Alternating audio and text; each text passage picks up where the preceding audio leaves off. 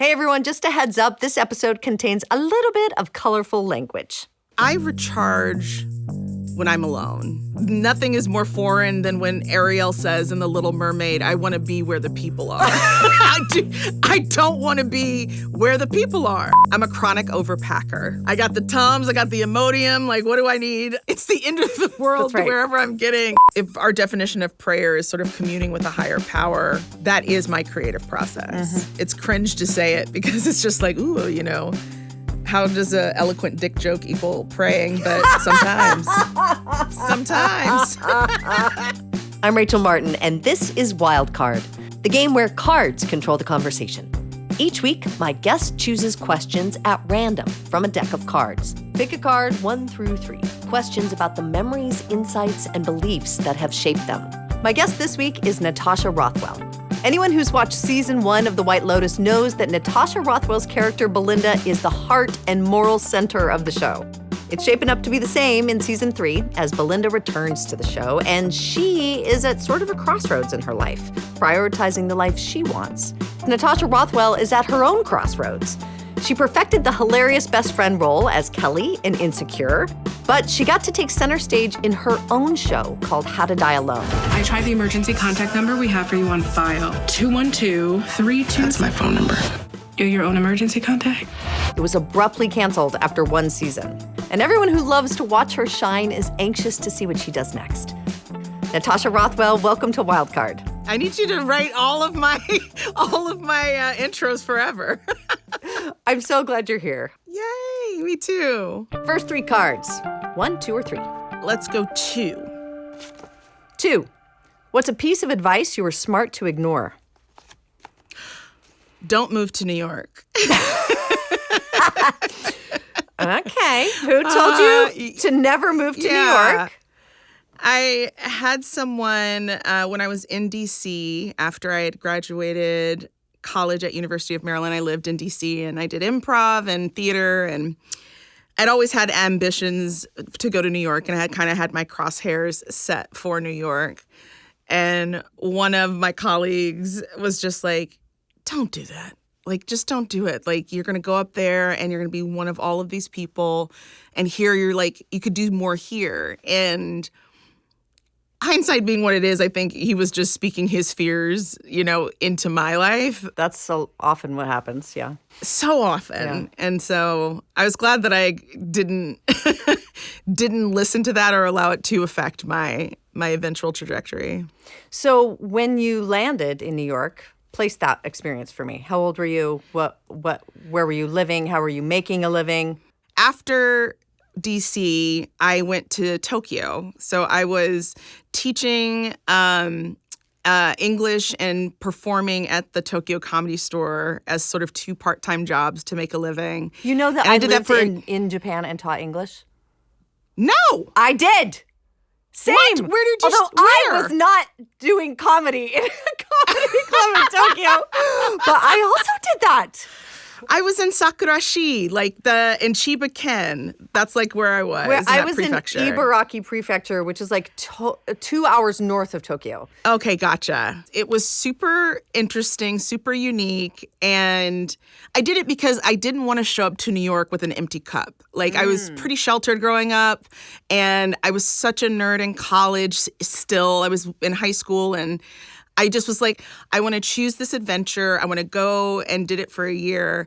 And it was from there I went to New York. And I was, my little sister, who's been a New Yorker now for over 20 years, was living there at the time. And she had a friend that was working in education. And she knew that even before I went to Tokyo, I was doing teaching artist stuff. Like anyone with a theater degree, you're like, oh, I can be like a teacher in a classroom, and you come in for special events. It wasn't full time, but there was a full time teaching job that she helped me secure, and it was for being a theater teacher in the Bronx at a high school, and had to take some city workshops to qualify and make sure that I ticked all the boxes, and yeah, that's how my entry point into New York was teaching. Okay, I know I have to get back to the cards, but I have to ask one more question about Japan. Yes. There are very few cultures like it anymore because Japan is really homogenous. Yeah. Yeah. And to live there as a woman or a woman of color is a different thing, and you kind of stand out everywhere you go. Oh, yeah. It was, and I think, the gag is, I went there being like, I'm going here for this experience, and I was really trying to like leave all those parts of me that were gross and yucky and I didn't want to confront behind me. Right. But when you are in such a homogenous environment, I felt like I was wearing polka dots to a stripes party. You know what I mean? Like, I saw myself so acutely, all of the things I hated about myself, all the things I wanted to change, things that I was just like, it all was kind of brought to the surface. Yeah. Everywhere I went in Japan as a Black woman, I had people stop me for photographs. Like, my natural hair is like super curly. And yeah, it was also when Obama was elected the first time.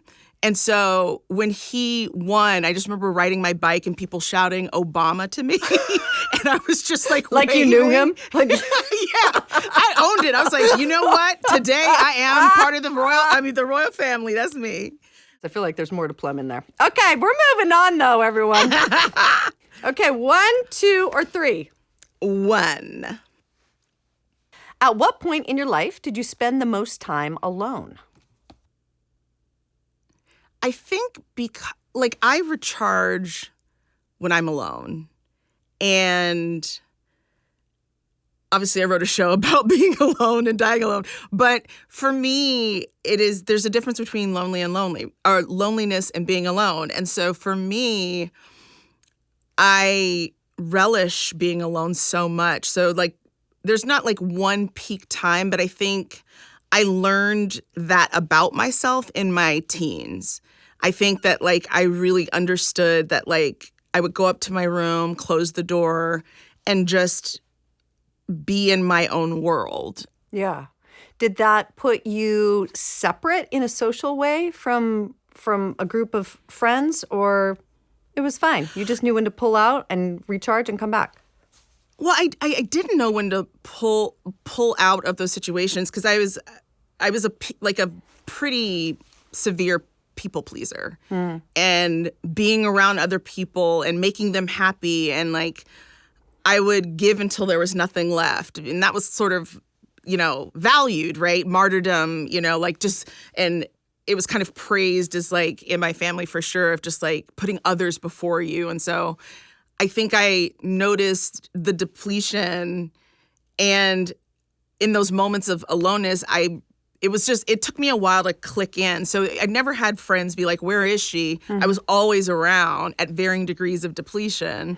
But I think from that teen point forward, realized I need to find time to do this solo, to process and come back to myself. Yeah. I betrayed that solitude for a long time because of people pleasing. Yeah, it's an important thing to realize about yourself. It's the same for me. I mean, in group housing situations, I was always like, I will pay extra for my own room. Yes. Always. I'll pay extra.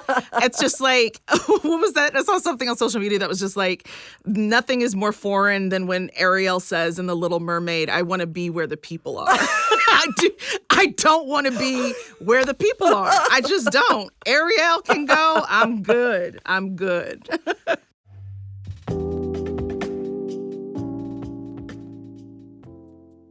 This message comes from Squarespace. Start a fully custom on-brand website with Squarespace's latest AI-enhanced website builder, Blueprint AI. After a few questions, their interactive design system transforms basic information about your brand or business into an elevated online presence with curated premium quality content automatically added and matched to your profile and aesthetic. Head to squarespace.com/wildcard for 10% off your first purchase of a website or domain. So we're going to push back for just a second to talk about the White Lotus Season 3. Yeah. I read in my prep for this conversation that you literally put it on your actual vision board that you wanted to work with Mike White, the creator of the show? I do have a literal vision board, but I had like a list in my phone of people I wanted to work with, and he was like at the top of that list. And Mike White was in your notes app. he was in my notes app, but in my sort of emotional vision board, for season 1. But season 3, I had no idea I was going to be a part of it, or that he would ask me to be a part of, the series again. That was a complete surprise. What's so special about that show and that character? Mike, honestly, like, he is such a fantastic writer. He's very much an auteur, and to see someone at that level like cook, I was like, season 1, I was like, this is a masterclass. And, I feel like he built such an interesting character that I was really nervous to play, if I'm honest, because here it is, there's a character of color in a mostly white environment in a servile position. Like, red flags go up for me, because I'm wanting to make sure that I don't not only take care of this character for me playing her, but just for the people. I'm wanting to make sure that, like, I'm not contributing, to perpetuating a stereotype, like really wanting to see how I could differentiate her from, characters in that legacy. And Mike was so collaborative, so I was able to work with him. And so what I love about this show is that collaboration with Mike in developing Belinda, and also just being in his orbit and his proximity, because it's just amazing to watch him work. And he's just the nicest guy. Like, he's so wonderful to be around. I read that in the spirit of collaboration, it was you who suggested this beautiful scene where Belinda's like on this exchange where she's coming to this resort. She still works at the White Lotus, Hawaii, but she's there in Thailand to learn how they do their stuff in the wellness space. But she gets to be sort of a guest, and she's sitting at dinner, and she notices a Black couple sitting at another table, and they are clearly guests of the resort, just living their vacation life, having their moment. Talk about why that was important to include and why you advocated for that. I remember traveling when I was real broke, and seeing a Black person sitting in first class when I was on my way to coach. And it subconsciously let me know that I should be able to do that I could do that I belonged in that space. And I was just like, I want Belinda to have an interaction, where she sees what the potential of what could be. She's there flirting with, being a guest anyway, because she's, doing her workshop and, classes by day, but she's truly cosplaying what it might be like to be in that space, and no one questioning why she's there. I get excited when I see Black people traveling, especially luxury travel, because I think it's something that is not showed a lot on television. And I think so much of what I've aspired to be and do is a consequence of representation. Like, I saw Nell Carter in Gimme a Break, and I was like, oh, she's a fatty baddie. She's on this show, and she's running shit. I want to do that. I have not thought about Nell Carter in that show in so long. That was an awesome show. Epic. Yeah. It was such an awesome show. Yeah. But I would not have known to aspire for that if I had not seen her. And I feel travel it does the same thing in real life. Yeah. And so I was so glad that made it in. I had a longer scene with them, so it was definitely just truncated to the glance, because and this is Mike's genius, that glance did more than the scene totally ever did. That's what I was just going to say, just for those who haven't seen it yet. No, you're not talking to him. There's just like a mutual awareness. See, there's I acknowledge a little nod. you. Yeah. It says a lot. Okay, round 2. 1, I 2, will do. or 3. Let's start with 2. Do you take life as it comes, or do you plan for all outcomes? The best examples are just, I'm a chronic overpacker, and it's because I'm preparing for all eventualities. And, what if this happens? And this could happen. And, like, what if this happens? And in addition to my social anxiety, I have regular, plain old generalized anxiety. And it necessitates that I prep. Give me an example. It's not just clothes. It's not like, oh, I'm going to need this wedge heel and I also need this like ballet slipper. I'm in my 40s, so it's just like, well, if I have some gastrointestinal issues, I need to make sure I'm prepared for all of that. I got the Tums, I got the Imodium, like, what do I need? Because they're definitely not going to have drugstores where you're going. Yeah, exactly. Like, I think it's so crazy that, like, I'm planning as if there's no, that if it's the end of the world, That's right. wherever I'm getting, I'm ready for it. Well, now I need to know if you have taken a trip and intentionally tried to limit yourself. Just like, these are my three little outfits and my one toothbrush. And I'm only going to bring this tiny bottle of Gas X. This little tiny bottle of Imodium. I was challenged to do a flight where I didn't check a bag, and I succeeded, but I've never replicated that moment since at all. Also, I think between me and Parker, we had the most Posey, luggage. I assume. Yeah, Parker Posey. We had the most luggage in Thailand together. So she out luggaged me, but which I was impressed by, because I prepared for literally, like, the world could have stopped and I would have been like the bunker people wanted to be in. I had so much shit. Yeah. I mean, that's, it's not bad. It's not bad to be the planning girl. Okay, 3 more cards. 1, 2, or 3. 3. What do you feel like you're constantly chasing? Oh, God. You got to skip and a flip if you want to employ them. Or just go for it. I'm going to flip. You're going to flip this one? Oh, I'm flipping. Oh! Constantly chasing. Constantly seems a little melodramatic, doesn't it? Constantly chasing. You would think I have answers to all these questions. I actually don't. This is real spontaneous. I love that. But I'm like searching too, so we can both be searching. Okay, yeah. Well, this is quite revealing, isn't it? Am I going to say that? Sure, why not? It's my show. I guess I should just say the thing. Validation. Yeah. Not quite feeling, I didn't have any, I was a journalist for many years and had got my dream job, and I hosted this big NPR news show. But I just had a whole lot of imposter syndrome. I came from a small town in Idaho. I didn't have any journalists in my family. And I felt like I was always really desperate for that. And still find myself in that place. That resonates with me heavy. I think mine is worthiness.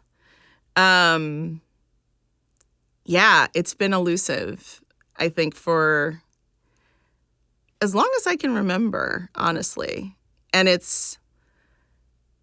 I feel it in these moments when, I'm a part of something that's being celebrated, or, a show's being released, or an award's being received, and there's, it's a worthiness piece, and it again, the worthiness piece extends outside of my vocation. It's like the not good enough shit that's like the barnacle that sticks on you in, your tweens and teens. It's just, it persists. And I think I'm actively, attacking it. And I think now those thoughts, although they persist, I can acknowledge them and let them go and not identify with them. Yeah. Okay. Thank you for that. Yeah, thank you. Okay. 3 more cards in this round. 1, 2, or 3. 1. 1. What does age teach you about love?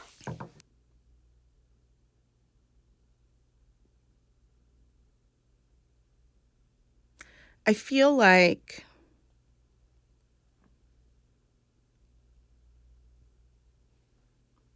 my parents celebrated 47 years being married on the 23rd of February. It's a long time. It's a long time. And they're so much, like they're in love. And I have had a front seat to their love for 44 years. And it's changed the expression of that love over the time I've been witnessing it. And in these later years, I don't know why I'm getting emotional. They go to each other's appointments and they know each other's meds. They call Bay and Day are their nicknames for each other. My dad's David, and my mom's Sharon, but baby, so Bay and Day. And she'll be like, no, Day, you can't have that. You know, like you put that down, you're allergic. But yeah, it's a beautiful thing to see that expression of love over time. Are there things they demonstrated for you that you find that you apply in your own life, in your own relationships? Yeah, there's just quitting is not on the table. You know, there's the stick-to-itiveness. And, you know, my dad had a very demanding job in the Air Force, and my mom was raising 4 children. And, you know, there was mutual respect and understanding and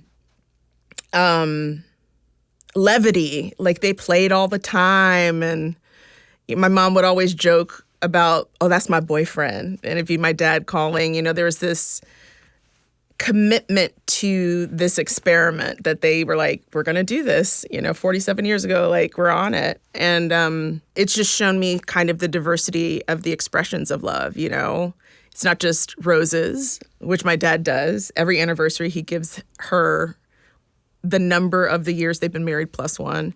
But it's not just that. It's like, my dad is, you know, losing his eyesight in one of his eyes, and my mom just got her knee replaced. And I'm always joking. I'm like, you guys don't make a whole person unless you're together. Like, he's got one eye, you got one knee.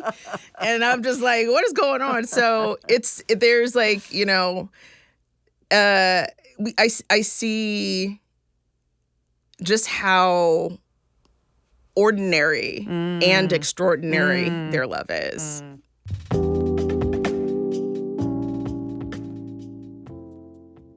This message comes from Squarespace. Squarespace makes it easy to manage your payments all in one place with Squarespace Payments.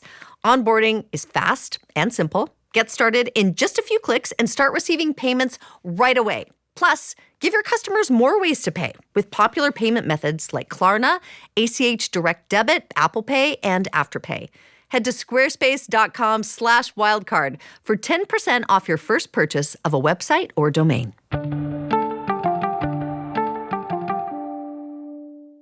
1, 2, or 3? 3. How have your feelings about God changed over time? Oh, he's gotten so much bigger. I think that He exists for you, or it exists for you. it exists for me. I think, again, having grown up in the church, I think I've pivoted from religion to a spiritual practice and am no longer sort of bound by specific tenets that worked for a lot of old white dudes, you know what I mean?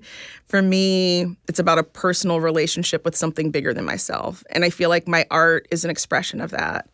And I think when I was much younger, you know, I was very devout. I was trying to do it right. Mm-hmm. Yeah. And then I think, you know, my radicalization happened when I found theater. You know, honestly, it was just a playground where I can do and be and explore all the things that may not have been permitted or sanctioned, you know, from church. That's what I mean by bigger. It just sort of like opened up my eyes to sort of like the beautiful sort of textured landscape and tapestry of just humanity and like what it means to be alive and what things are beautiful and worthy. And do you ever wander into churches anymore? I haven't in a long time. I I think that's also the growth of my perception. It's not the place. The place is in me. And so that has been the freeing thing of like, there is community there, you know, and my parents still go and it's a huge part of their lives and it makes them whole, it makes them happy, and I love that for them. And I think for me, it was realizing that the location is interior, it's inside of me, it lives inside of me. And I return to that temple now as much as I can. And that's been the aha, where it's just like, you know, it's not feeling guilt, oh, I haven't been to church in a while. It's like, oh, I haven't been with myself in a while.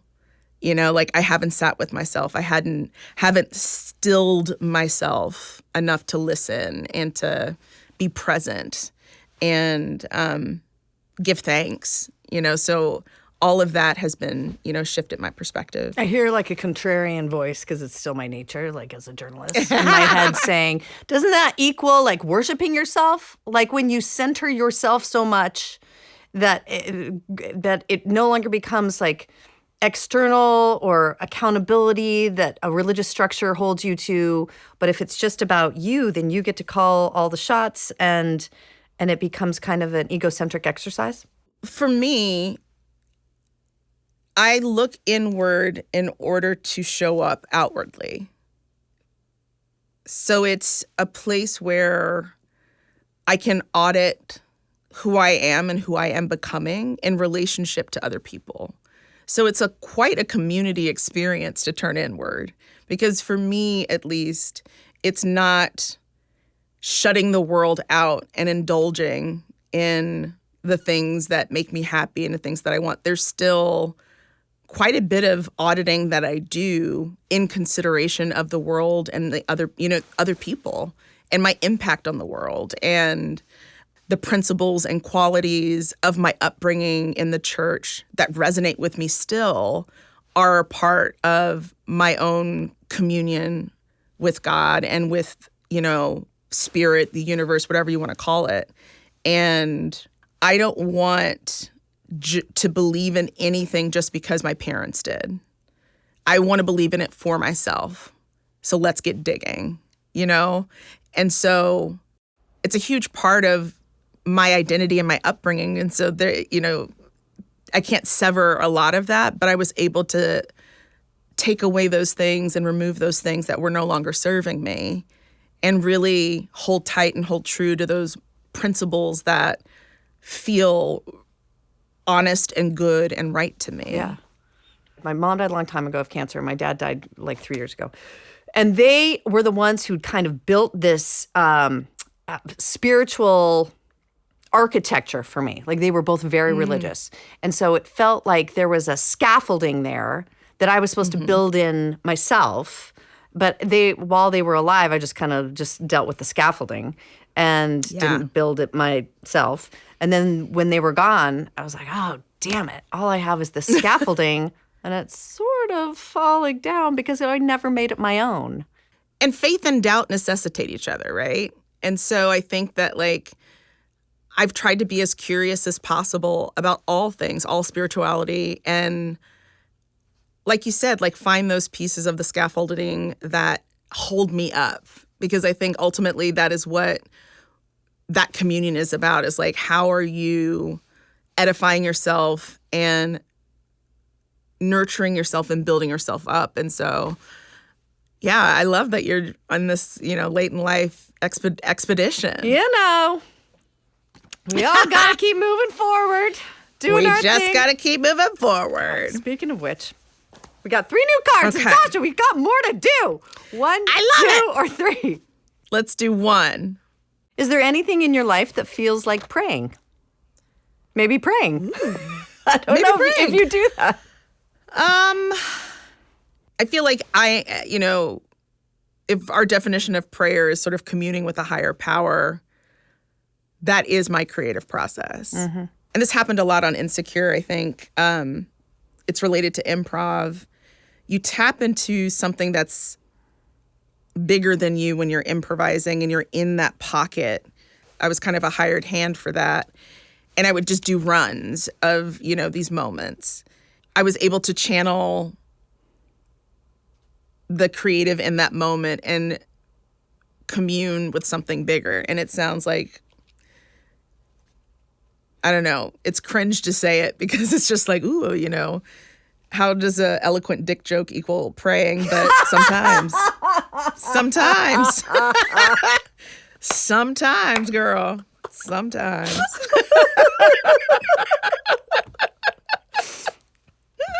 Chef's kiss. Chef's kiss. It's the last one. The last one. 1, 2, or 3? I'm feeling like 2. Like 2. Okay. Do you think there's order in the universe or is it all chaos? 6 one, half dozen the other. Yeah. You know, I think nothing's planned out or scripted. I don't believe that. But I do think that. So there are limits on the idea of God, that there isn't some predestined God's will that's kind of running the show. Well,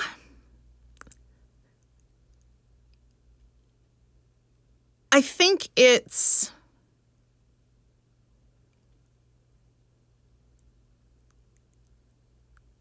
don't think that will is fixed. Do you know what I mean? Mm-hmm. I think it's, I think for me, there is an order, but there's also free will, right? And I think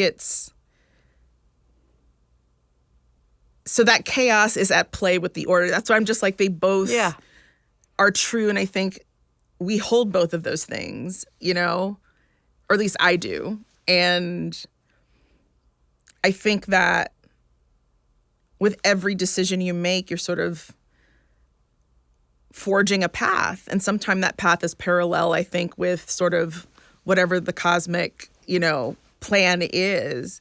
But I do think that things can go sideways, but I do think that there are lessons to be learned, you know, on this journey and this path. And all of that plays into that, I think, enlightenment and that kind of, you know, spiritual growth of understanding yourself in sort of the cosmic order. And so as you veer off the, you know, quote unquote path, I think there are lessons and things that are learned in that.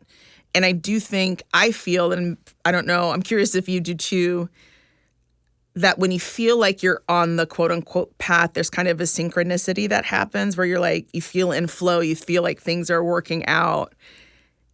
And that to me suggests, you know, that there's something larger at play. And if it feels chaotic, that's why you pack a full suitcase. That's right. You prepare for all the outcomes. You plan for every outcome. That's right. We end the show the same way every time. You pick one moment from your past that you would like to revisit. You do not want to change anything about the moment. You just want to linger there a little longer. What moment do you choose?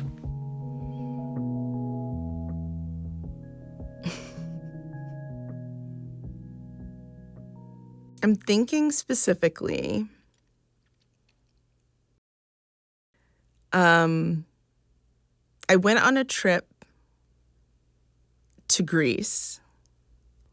I was there with like some friends but I was by myself and alone.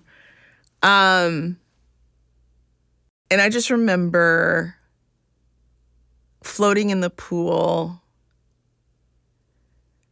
in this two-piece. And at one point I took my top off, as you do.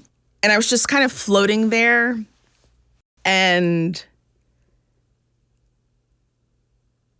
I was at such peace, but it was also peace with my body and myself. It was just kind of like a freedom. And this is coming from someone who like would wear giant t-shirts over a one piece, you know, at the community pool when I was younger.